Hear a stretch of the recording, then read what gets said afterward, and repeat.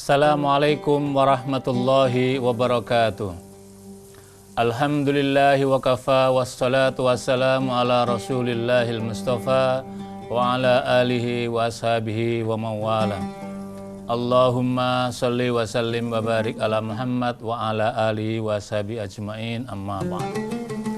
Para pemirsa El Sinta TV dalam program Risalah Iman yang dirahmati Allah Subhanahu wa Ta'ala, alhamdulillah kita jumpa lagi, dan pada kesempatan yang mulia ini saya ingin menyampaikan tentang new normal dan norma Islam. Kita semua sebagai bangsa Indonesia dan umumnya dunia di tengah pandemi COVID-19 yang luar biasa sangat dahsyatnya penyebaran ini, dan kita telah melewati sekitar 3 bulan kita stay at home, berada di rumah. Dan kemudian belakangan ini pemerintah telah mendeklarasikan membuat program yang namanya new normal, atau dengan bahasa lain kenormalan baru. Apa sesungguhnya? Kalau kita secara psikologis melihat kosakata antara new dan normal itu memang berbeda dalam konteks ini. Tetapi yang ingin dimaksudkan oleh negara adalah ingin menerapkan tatanan baru, bagaimana melakukan adaptasi baru. Karena itulah dalam konteks ini apa yang harus dilakukan? Yang harus dilakukan adalah sebagaimana perintah Allah Subhanahu wa Ta'ala. Misalkan ketika menjelaskan atiullah wa atiur rasul wa ulil amri minkum. Taatilah Allah dan taatilah Rasul. Maksudnya taatilah Allah artinya adalah kita tunduk dan patuh apa-apa yang telah digariskan oleh Al-Qur'anul Karim. Di dalam Al-Qur'anul Karim itu maknanya adalah taat kepada Allah Subhanahu wa Ta'ala. Sebab Al-Qur'an itu adalah kalamullah.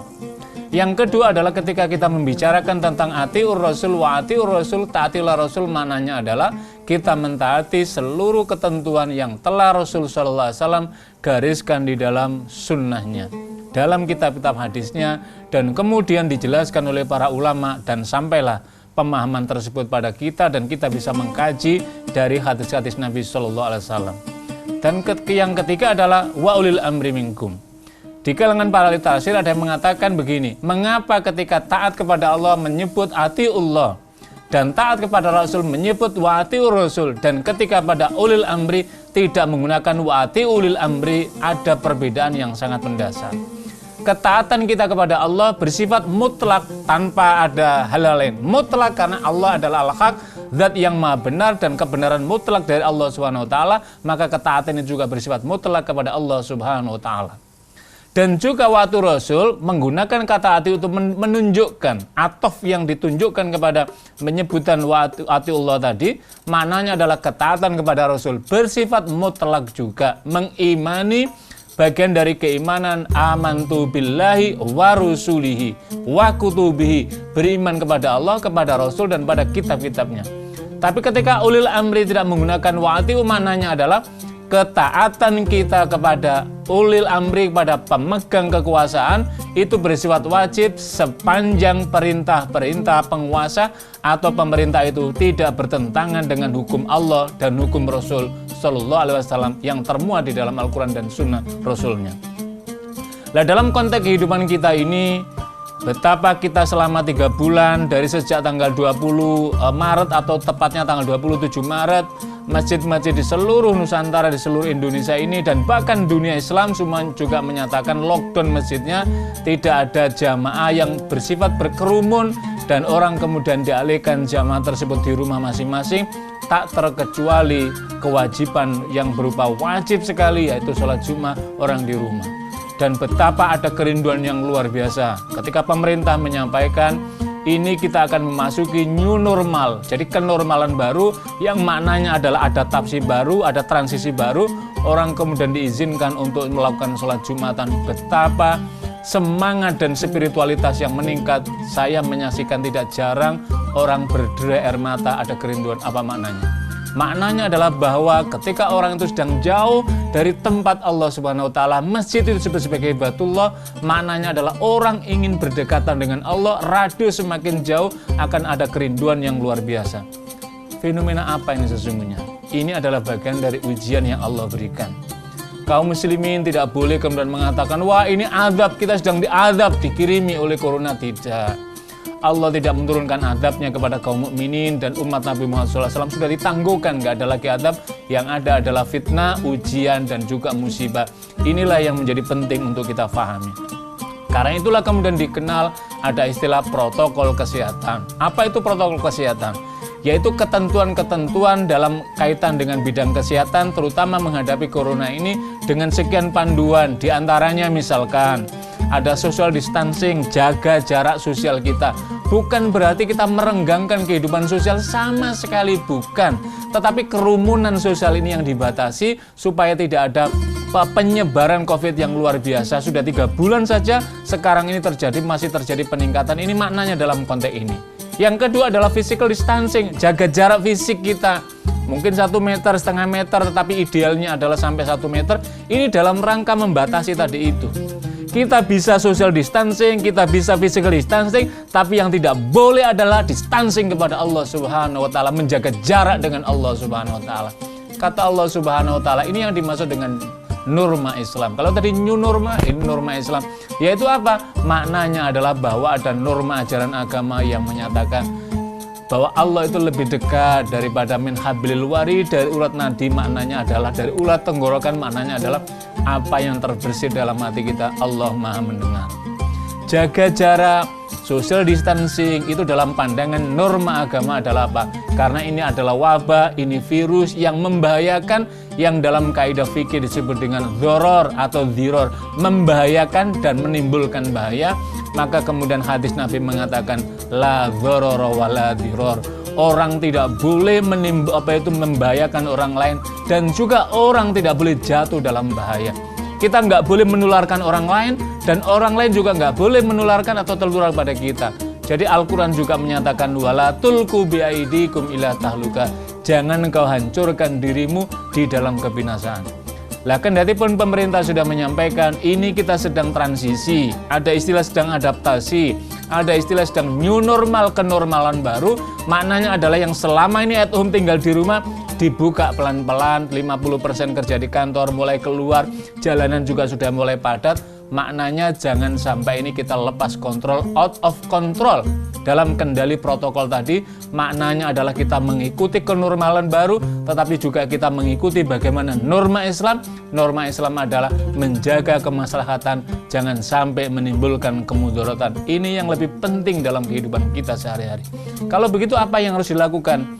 Yang harus dilakukan adalah, yang ketiga adalah menjaga kedisiplinan. Ini yang sangat penting. Bukankah Allah Subhanahu wa taala menyampaikan sungguh menakjubkan kehidupan orang yang beriman?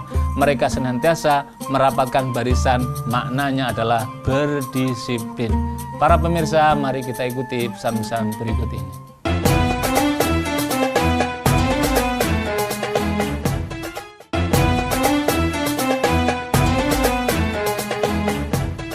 Para pemirsa El Sinta TV dalam program Risalah Iman yang dirahmati Allah Subhanahu wa taala.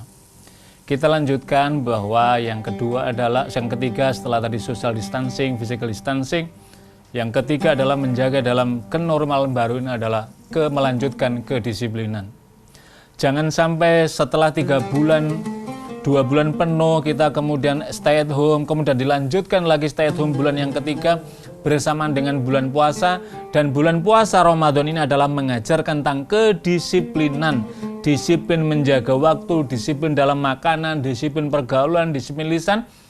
Berarti mari kita lanjutkan dalam kenormalan baru ini, bukan berarti diberi aktivitas lantas melupakan bagaimana kebiasaan baik ini.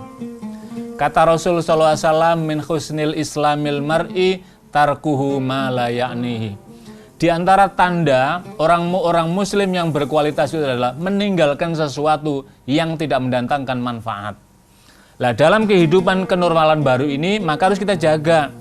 Sebagaimana misalkan sekarang ini orang diawali dari masa kenormalan baru ini atau transisi atau adaptasi ini, misalkan kantor-kantor diberikan izin masuk 50% dulu karyawannya. Kalau di kampus, sekolah di kampus misalkan itu hanya separuh juga para pegawainya, para dosen masuk, kemudian nanti bergiliran dan seterusnya.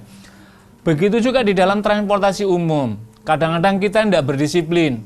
wah nanggung, nanti ini sudah jam 6, nanti tertinggal, nanti ikut berikutnya kelamaan.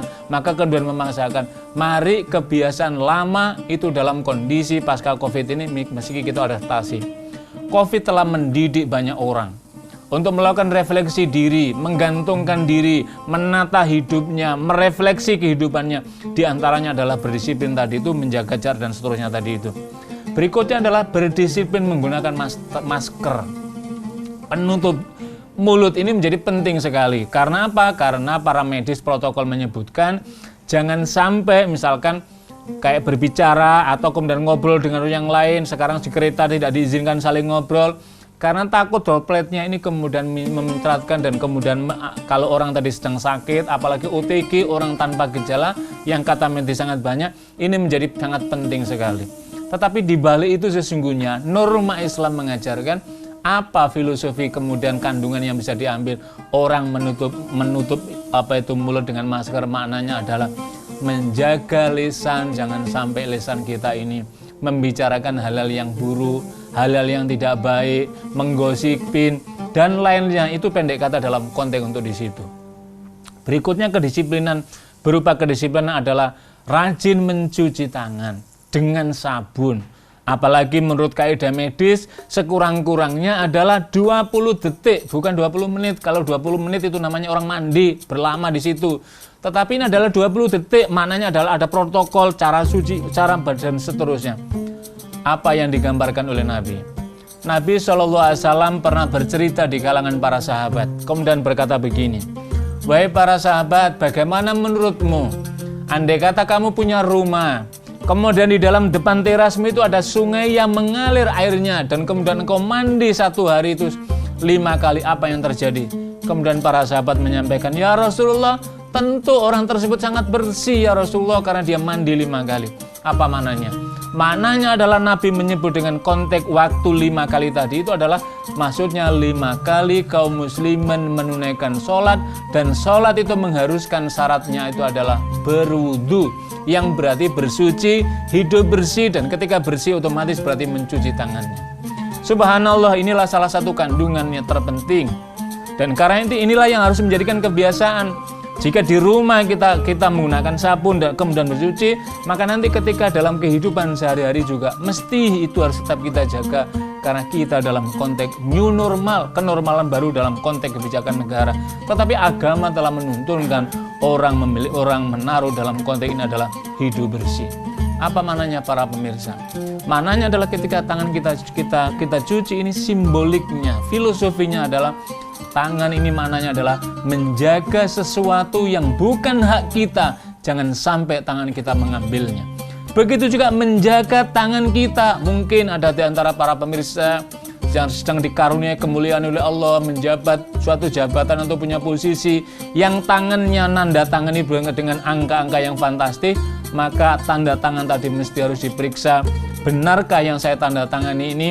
Benarkah yang saya distribusi ini orang yang berhak menerima atau tidak berhak menerima? Sesungguhnya konteks dimensi itulah. COVID-19 telah mendidik dan mengajarkan kepada kita semua orang mampu berefleksi diri di tengah keterbatasan dalam konteks untuk di sini. Sekaligus juga ini mengajarkan kepada kita semua betapa kebebasan itu adalah merupakan keagungan yang Allah berikan. Kemerdekaan itu adalah keagungan yang luar biasa. Kita disuruh stay at home 1 bulan, 2 bulan saja, kata orang Jawa bilang kuangkungan, terasa kaku badan kita ini, nggak bisa bergerak. Maka kira-kira ketika orang tidak memiliki kemerdekaan, apa yang terjadi? Maknanya adalah kita diminta oleh Allah untuk berefleksi, menggantungkan kepada Allah Subhanahu wa Ta'ala. Apalagi dalam konteks ini adalah kita diajarkan dalam kaitan ini adalah bagaimana menghubungkan antara agama dan sains. Maknanya adalah bahwa dimensi agama itu ada nilai rasionalitasnya. Dan karena itulah salah satu dari maqasidus syariah itu adalah menjaga keselamatan jiwa. Dalam kaitan kenormalan baru ini, mengapa tetap protokol itu diikuti? Tidak lain adalah untuk mengamalkan norma Islam berupa maqasidus syariah. Tujuan disyaratkannya Islam yaitu menjaga keselamatan jiwa, hifdzun nafs, menjaga keselamatan jiwa. Jadi karena itu kita tetap menjaga, jangan sampai ada kerumunan, jangan sampai kemudian ada hal-hal yang tidak bermanfaat. Ini menjadi sesuatu yang sangat penting. Yang berikutnya adalah yang sangat penting, orang kemana-mana ketika air tidak ditemukan, maka kemudian hand sanitizer. Ini mengingatkan kepada kita semuanya. Ketika orang tidak bisa berwudu dengan air, maka ada pelapisannya dalam tuntunan agama. Orang bisa bertayamum. Dalam konteks ini ketika orang tidak bisa mencuci dengan sabun, maka ada hand sanitizer yang mengajarkan kita semua. Pendek kata para pemirsa yang dirahmati Allah Subhanahu wa taala, kenormalan baru ini adalah tetap di dalam kerangka, di dalam tuntunan, di dalam keinginan bagaimana menjaga kesehatan ini tetap terjaga, tapi kemudian tujuan misalkan mengembangkan kebutuhan sehari-hari itu juga menjadi sesuatu yang sangat penting. Ini akan beriringan dan inilah yang sesungguhnya yang dimaksudkan dalam konteks ini. Memang ini berat sekali, karena itulah hidup ini tidak ada yang ringan, karena inilah berupa ujian. Allah Subhanahu wa taala menyatakan walanabluwannakum bisyai'im minal khaufi wal ju'i wa naqsim minal amwal wal anfusi was samarat wa basyiris shabirin. Sungguh kata Allah, kami akan menguji umat manusia. Dengan apa? Bisyai'im minal khauf, rasa ketakutan. Semua kita ini ketakutan. Karena nggak ketahuan. Kalau orang perang dor, orang bisa berlari. Setelah tembakan, lah ini nggak ada, tembakannya di mana nggak ada dan tidak diketahui. Ini adalah dalam konteks menjadi sesuatu yang sangat penting sekali. Para pemirsa, kita ikuti setelah pesan-pesan yang berikut ini.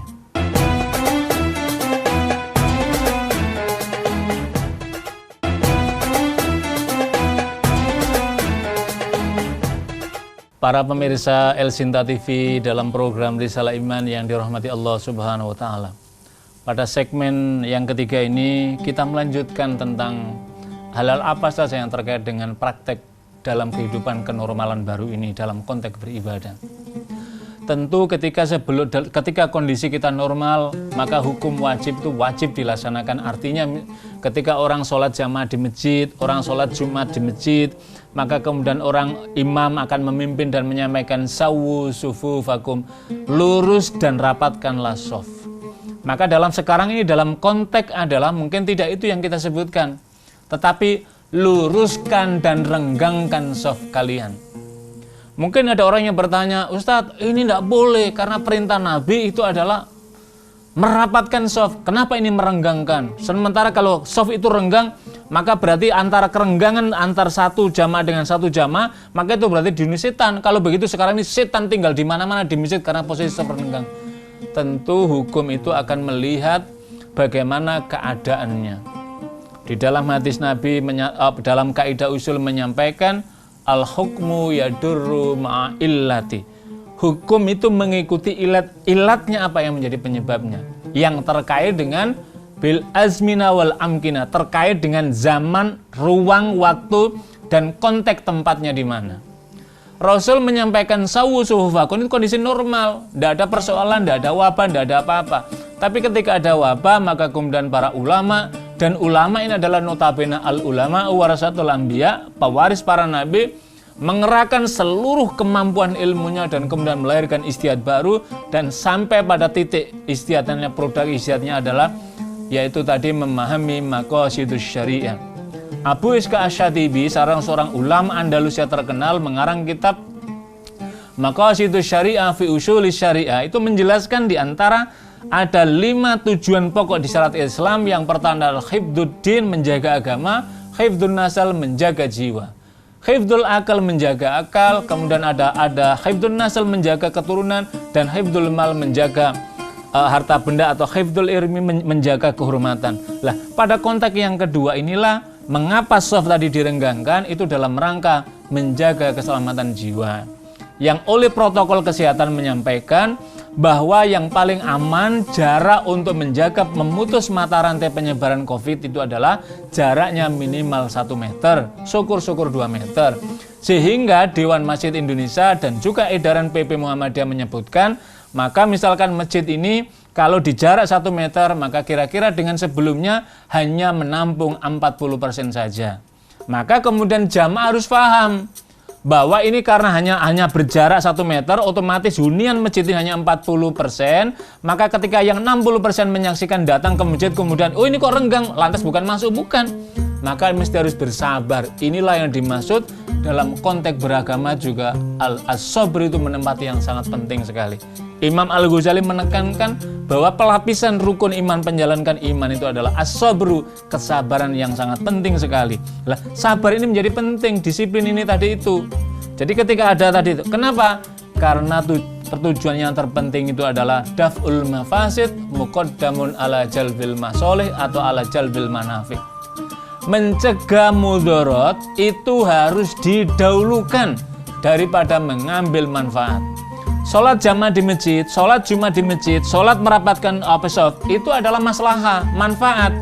Tetapi karena ada mudaratnya, maka kemarin selama stay at home 3 bulan, maka orang sholat di rumah. Sekarang sholat di masjid jamaah diizinkan, tapi tetap apa?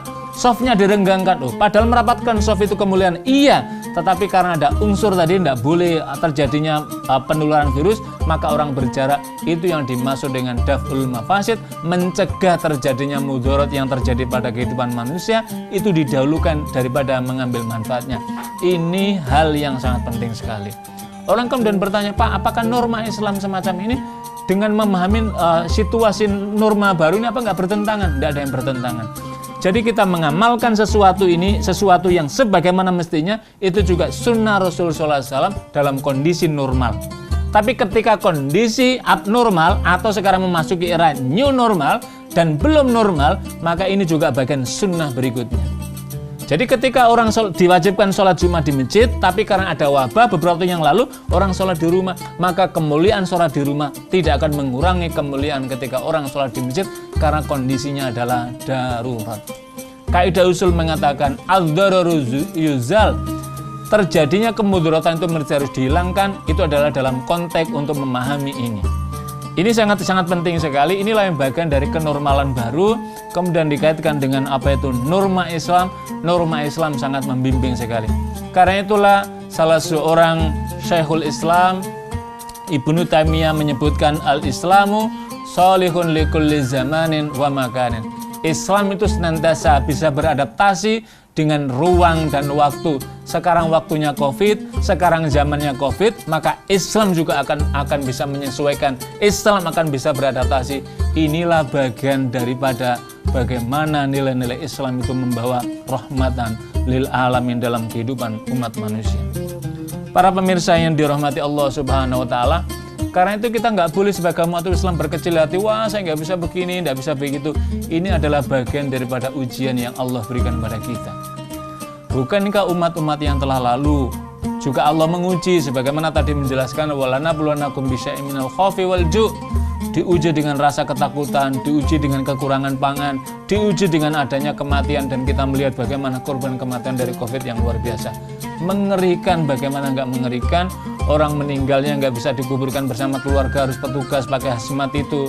Ketika memandikan jenazah juga banyak sekarang yang tidak dimandikan, hanya cukup ditayamumkan karena memang virusnya yang luar biasa. Maka Islam menuntun kondisi yang semacam ini, sehingga Nabi SAW menyatakan, sungguh ketika orang sedang berada hidup dalam suatu wabah, apabila ia meninggal, maka meninggalnya itu sederajat dengan kemuliaan yang Allah berikan, sebagaimana orang yang mati syahid di medan pertempuran bersama Rasulullah SAW.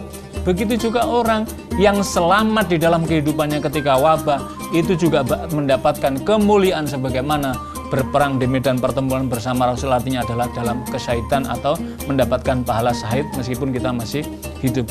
Inilah yang dipentingkan dalam kondisi yang semacam ini. Jadi memahami new normal dan norma agama ini mesti harus disandingkan, dan semua harus menatap apa? Tetap optimis. Kata Allah Subhanahu wa taala, wala tayasu mir rohillah. Kendati pun 3 bulan kita diuji dengan COVID, tapi jangan sampai menghilangkan optimisme dan kita mengharapkan rahmat dari Allah Subhanahu wa taala. Dan kita harus punya keyakinan bahwa badai COVID ini pasti akan berlalu, sebab Allah tidak mungkin menurunkan ujiannya di luar batas kemampuannya. La yukallifullahu nafsan illa wus'aha. Allah tidak akan menurunkan beban kehidupan manusia, ujian pada hambanya, di luar batas kemampuannya. Yakinlah dan bersyukurlah dan sabarlah bahwa ujian ini pasti akan berlalu pada kita semua. Mudah-mudahan Allah berikan kekuatan pada kita dan COVID akan segera berlalu dari kita. Demikian para pemirsa yang dirahmati Allah Subhanahu wa taala, mudah-mudahan ada manfaatnya untuk kita semua. Wassalamualaikum warahmatullahi wabarakatuh.